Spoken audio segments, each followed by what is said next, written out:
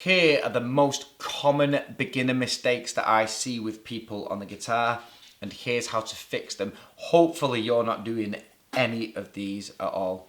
But if you are, don't worry, they can be fixed very easily and just with a little bit of work.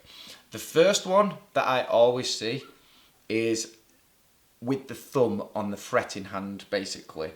And generally it's when people play with the guitar. So I'm doing a G chord here, and they have their thumb set. I'm going to have to turn the guitar around, facing sideways.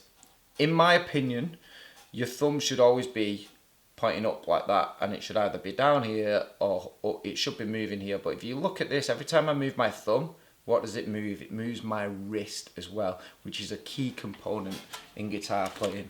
So the thumb going sideways, we need our wrist to be able to move out and move in where needed for certain chords. So if you're playing with your thumb at the side, look what it does to my wrist. It brings it backwards and into a really uncomfortable position. This is where chords can start sounding like this. So if you want your chords to sound better, you need your wrist out more. And to do that, you need your thumb to be able to move. It can't be done. It gets really painful trying to do it without moving your thumb. So the first thing is the thumb. The second thing that I see is, believe it or not, the way people hold a plectrum. In my opinion, when you're holding a plectrum, you should only have a little bit of it showing, not loads of it like that. And also, you shouldn't be holding it on the pad of your finger. You should be holding it on the side of your finger. So side of your finger and on the pad of your thumb like that, with just a little bit of it showing. Also, this is just me personally, this is more preference.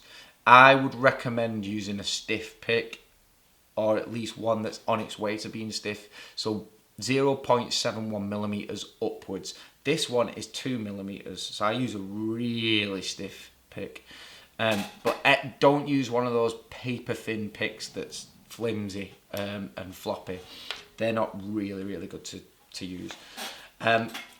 The other mistake that I see a lot, believe it or not, is just people not checking their tuning enough. If you're only checking your tuning at the beginning of your practice session and not checking it throughout when your ear's not developed, like my ear can hear if my guitar is out of tune, but it takes a while to develop your ear. There's something not quite right. You should be checking it every so often, just so you can see, like, because a guitar is metal strings, they expand and they also contract as well.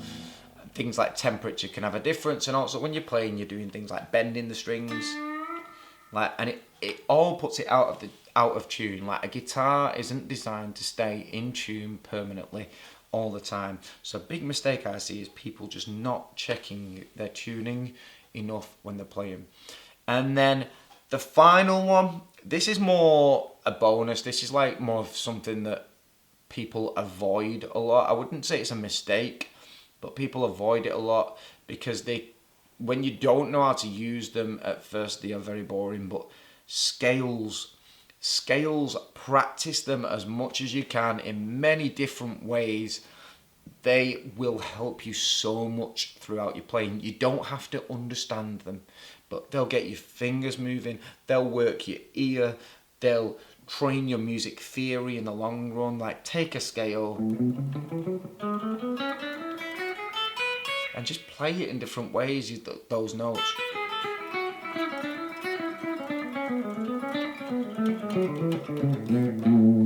And yeah, granted, you won't be able to play it like that straight away, but just slow down and just make use of the notes, hold the notes, just practice scales a lot. They'll help you so much, and they'll make your guitar, your lead playing, beautiful. Hope that's helped you. If you've got any more questions about any mistakes you feel you may be making, or something that you're struggling with and need help with, let me know in the comments below. If you could like the video, that'd be great.